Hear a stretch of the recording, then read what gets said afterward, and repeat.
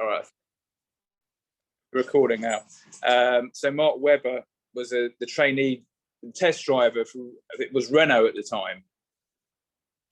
And I remember going down there to see him. So we got quite a rich history in F1. In fact, we even made a range for David Coulthard at the time. Oh, amazing. Okay, so yeah. Okay, there's a bit involvement there. Yeah, absolutely. Okay, so I think as we're recording now, Michael, let's resume where we were, kind of thing, I guess. So everybody, this is Michael Italiano.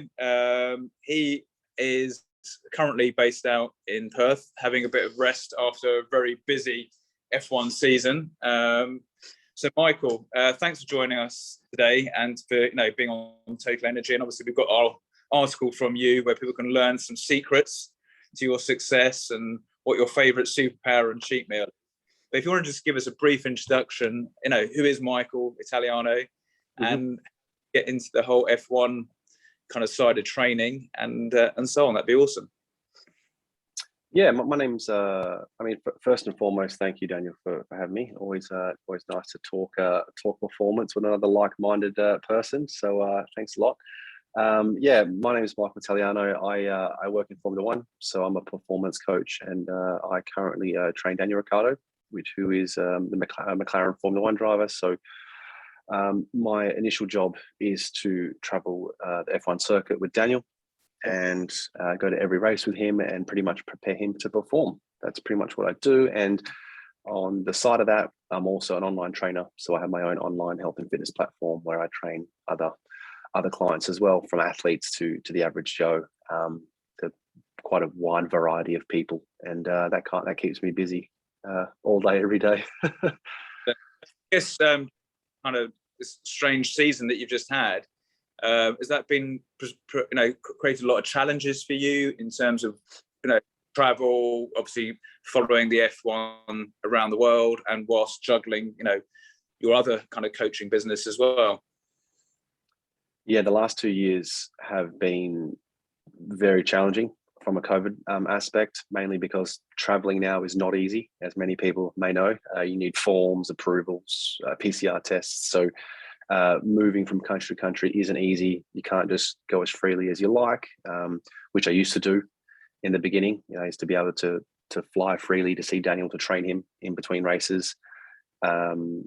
We kind of got stuck end of last year. I was in UK went into lockdown, and he was in LA, and usually I'd go see him for pre-season, and for 6 weeks I couldn't go see him anywhere because I was in lockdown in UK. So we did pre-season virtually, which isn't ideal, but we made it work. But these are the difficulties we faced. Other difficulties were a lot of the hotels that we were traveling to, their gym facilities were closed because of COVID.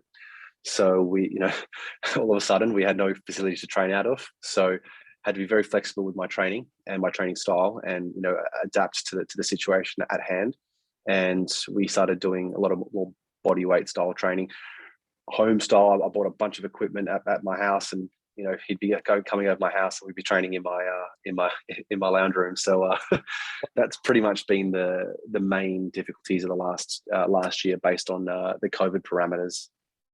Okay, and so how did you get into? Were you ever a race driver yourself, or was it just something that when you were learning and to become a trainer, that it was just an area that you just kind of fell into? So how did that come about, Michael? Yeah, well, I was an S&C coach back in Perth, Western Australia, and I actually knew Daniel. I think we met at the age of 13 through mutual friends. Okay. And he was living away at quite an early age. I think 15 or 16. He was living away, and so I only really see him every December when he'd come back to see family, and we'd hang out and maybe do a little bit of like training. But when I say training, we'd be training together. Yeah. Just because I was into my health and fitness, he was, and obviously so was he. So I was training a range of athletes, mixed martial arts, golfers, footballers, back in Perth, and to be honest, the job came about quite surprising. He kind of offered it to me at the end of 2017 because the position became available, and I was lucky enough just to be the person I guess he was considering. And so we sat down end of December, and we made it work and pretty much had to pack up my life in December and be in Europe in January. So it was a mad rush after Christmas that year to try and get everything aligned because we had to start preseason and everything. So that was a crazy transition. I didn't even get time to, I guess, let it sink in or dwell on what I'm actually about to do. It was just go. So that's pretty much how it transpired. And yeah, you could call it good luck. And was it different moving from being like a guy that you trained with as kind of friends and so on to becoming the guy that he had to listen to, or was that quite an easy transition for both of you? No, spot on, and that's something that we discussed straight away. Like, understanding when that balance needs to happen. When I put my friend hat on and when I put my coaching hat on, and when I do put my coaching hat on, you have to trust me and obviously respect that I'm coming from a coaching perspective. So I think naturally it kind of worked quite well. I think we just understood each other quite well initially, so that transition actually was a lot more smooth than I thought it was going to be. And so yeah, I'm quite fortunate from that perspective. But yes, that was one of probably the main things I flagged initially. It was like, hey, there's going to be times where I need you to take me seriously, and then there's going to be times where you and me can have a laugh and be mates. Yeah. And in terms of integrating the wider team, is there any conflict there, or is that kind of quite smooth as well? Because presumably, as a team, they've got advisors and so on, and then the drivers will have their own advisors and coaches. Is there quite a good relationship there, or is that something again that was kind of challenging at the beginning, but now perhaps works really well? Yeah, 100%. I mean, yes, I'm technically contracted by Daniel, but you are very, very much part of the team as well. So you've got to 100% make sure there's synergies there. You don't want any friction between driver or driver coach and the team. That's just, it is as much as it seems like an individual sport when you're watching the race, it is far from an individual sport. It's a team sport, and we all have to mold and work together. So we are very close, driver and coach, with the team, whether it's engineers, team principals, mechanics, marketing team, you name it. Everyone is very much involved with each other. Yeah. And in terms of balancing, therefore, your other clients, how is that something you're doing off season, or is it something you still try and do during the season as well? And how do you get around, obviously if Daniel calls and says, I need you, Michael, do you just drop everything, or do you just kind of have to say, you know what, I'm in the middle of a coaching session with another client and you'll have to wait? What's the kind of priorities there? So yeah, I actually don't do any. I do my online platform. You pretty much sign up and you get given a nutrition plan and a personalized program. So I actually don't do any live coaching or virtual coaching for that particular reason, is because obviously Daniel is priority. So if I do need to drop everything, I can, and I'm not letting anyone down. So I've already thought about that. And so the online platform kind of just flows quite naturally, and it kind of runs itself at the moment, which has been really, really delightful and pleasing from my aspect. But yeah, obviously come race weekend, priority is Daniel, 100%. Yeah. And in terms of what you've learned over the last few years, is there any kind of surprising aspects of the fitness that's required of a driver that perhaps, well, not that you didn't know, but that you hadn't anticipated, and how you've had to adapt the training accordingly for that? Yeah, neck strength. It's something I think probably 90% of us overlook, is training your neck and understanding how strong your neck can get to, and these guys have insane neck strength. And also I think training for G-force, gravitational force, is something that I had never really coached or programmed for. So that was very new to me, and I had to do a lot of digging and research for that. So that was something that was quite exciting, actually, learning something new and trying to adapt some training styles and actually trying to create something of your own and what actually works. So that was fun. Good, excellent. And presumably that's something that's going to continue, all the time. I guess it's what they say is every day is a school day, and I guess that's probably 100%. with all the different environments that you're going into in terms of, the weather and so on, I guess that's always affecting to an extent the performance and adapting to the different weather conditions and so on. Yeah, correct. And that's spot on. Like, for instance, start of the year, I think next year we're going to Bahrain and Saudi Arabia, which is going to be super, super hot. And then, yeah, come September, I think we're in Russia, where it's really, really cold. So there's a lot of external parameters that you kind of have to coach for and train for and prepare for. And then I guess another main external parameter is jet lag, crossing time zone after time zone. It can really hinder your performance. So yeah, there's plenty to worry about throughout the year. So is there a typical training day? Like, is there a split or routine that you kind of maintain throughout the year, and then you adapt that based on different situations? Or is it, I mean, how often are you changing up the program, and how do you split that? Is it more cardio based? Is it more, neck? Is do you spin him around the wheel and try and get him used to the G forces? What's the what does that, like, a normal weekly plan look like? Usually the main training aspect is done in pre-season. So from January to March, that's when we're probably training the most, and we're trying to hit our KPIs, beat our PBs from last year. So we've got a baseline that we work towards. I think probably the number one thing we train the most throughout the year is the neck. Make sure you keep that strong throughout the whole year, because something you don't want to lack going into a race. And I'd probably say the cardio and the strength elements probably 50-50. I think they're just as important as each other. So I wouldn't say that we focus more on one or the other. So I'd say it's probably 50-50. But throughout the year, it's more around recovery, because we don't really get many decent training blocks in between races. Usually it's 4-day rest or a 10-day rest.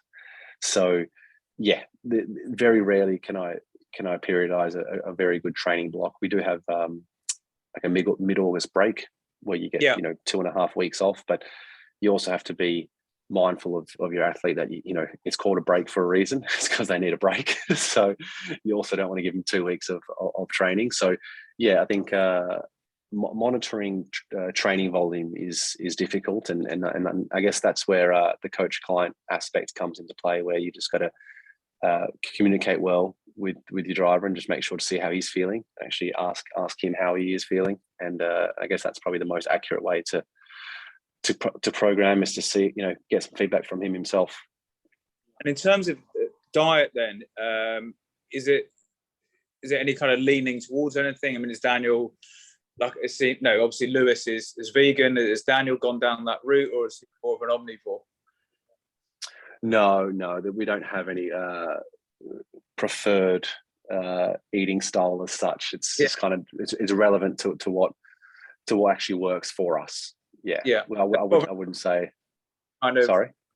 More of an Aussie diet in terms of meat. I would say a variety of everything. I don't think we focus too much on anything else, but obviously I'd say it's a healthy variety and a well-balanced diet. Okay. And is that something, and in terms of the macros, then, is you having to eat three meals a day, 5 meals a day? How does that look like? Generally 3 meals a day and probably 2 or 3 snacks throughout the day, depending on what day it is. Race days, race weekends are usually very busy, so it's 3 meals a day, and then whenever he gets a chance, I'll have some snacks ready for him. Okay. So obviously, looking towards 2022, obviously you've gone home. Fortunately, you're stuck in a hotel for 10 days. What's the plan for you for 2020? I mean, other than you need to train with Daniel, the plan for you, have you got any stuff coming out, like a book, or are you going to be doing any enhanced online training? Are you going to be launching anything? Yes, I am launching something. I'm hoping to launch my full iOS and Android app in March. It's going to be a complete health and fitness app, which I'm really, really looking forward to. It's taken a lot of blood, sweat, and tears from me the last 2 years. But it's hoping to launch that in March. Fingers crossed. And I'm also working on a bunch of ebooks that I'm working on. I usually like to reward my email subscribers with a lot of free content. So also just developing a couple of interesting athletic guideline ebooks for people to for their own interest, or if they are an athlete to adapt into their own lives. So always looking for extra ways that I can I guess educate my team and my community as well. Yeah. So in terms of, obviously, I mentioned to you earlier about our DNA kits and epigenetics. Is that something that you have looked at in the past, or is it something that you might look at for the future to offer perhaps your online clients, or even your physical clients too? To be honest, Daniel, I haven't even thought about it. And I guess that's the good thing about meeting like-minded people. They always throw different ideas or a different way of looking, or something that you may consider. So it's something that I'll definitely look more into, especially after our chat that we had prior. So but yeah, to be honest, I haven't even thought about it. Well, you must ping me your address, and I'll obviously get you one out in Australia or in the UK. Great. More sure. Convenient. But so back to the app then. So is this aimed more at your existing kind of online clients, or is this something aimed at the athletic market, or is it really for everybody? It's tailored for both. So it'd be tailored to my athletes. So this is obviously me through my experience through COVID, knowing that if it does happen again, I have a very, very I guess accurate and manageable platform where I can actually train Daniel from. So it can be used with my athletes, and it can be used with my additional clients as well. So that's why I'm quite excited about it. It's literally all the resources I need in one platform. And I'm really looking forward to seeing how I can really make a difference with other people. Well, obviously, once that's launched, we'd love to, and I don't know if you're going to be doing any kind of launch offer, but I think we'd probably like to share that with our readers. So certainly, once you've got some visuals and a link, send it over to us so we can get some more for you. That'd be awesome. And no, most definitely. And any other kind of plans? So, I mean, obviously, with all the traveling that you're having to do, how does that affect your kind of personal life, and obviously spending time with loved ones and so on? Well, yeah, exactly right. I mean, you said it there. I guess when you're away so much, you're you're together like pretty much 70% of the year. So you don't get to spend time with your loved ones, whether it's like for instance my family or my girlfriend. It becomes real tough. So does it affect them? I mean, obviously my parents will say yes because they don't get to see me. but I think as long as you're mindful and of the time that you have with them. So I think if anything, it kind of makes me a lot more aware of the time I have with them. So I almost feel like I appreciate the quality of time I have with them because it's so limited. So I almost make the most of it. So it's you don't go through the phases or go through just hanging out with each other and on your phone 80% of the time. If you go out for lunch, you actually spend the time together. So that's do I say it affects it? For me, so far, it hasn't affected it. You just got to, the way I look at it, Daniel, I always say anything you want great in life, there's going to be sacrifices. And for me, I wanted to become a professional trainer, and the sacrifice is I don't get to see my family and my partner as much. So, you got to make worth of what you have, and thank God for FaceTime where you can actually see them. Do you know what I mean? Because it makes a big difference. It's so different, FaceTime to a normal call. So that makes a difference. Perfect. So one last thing before you go, because I know that you've got a busy schedule. In terms of people taking up fitness maybe for the first time, what kind of bit of advice would you give them to stay on track, make it happen, as we say on our sign behind me? Nice. I'd initially say I'd say keep it simple. I think people try and go too hard, too quick, or too complicated too early, and it almost feels like a massive chore straight off the bat. You don't have to go cold turkey straight off the bat. I think you can really ease your way into a new healthy lifestyle. I wouldn't, and just I think like from a mindset perspective, I just think it's long term. I think it's a lot more sustainable if you just build yourself into it and just start simple. So that's usually how I kind of start with my clients initially. Is like, they're all excited, they want to start, and they want to cut everything out of their diet that they're eating at the moment. I'm like, that's great, but by day 3 you're going to be pulling your hair because honestly, it can be too much for some people. So I like to ease my clients into it and build them up progressively. So I'd probably say just keep it simple, like literally to achieve something, whether it's health or lose weight or build muscle. It's not that complicated. It really is simple. It's just about being consistent. Absolutely. Great bit of advice. Look, Michael, thank you so much for joining us. And I wish you a very happy, healthy Christmas and New Year. And I'll stop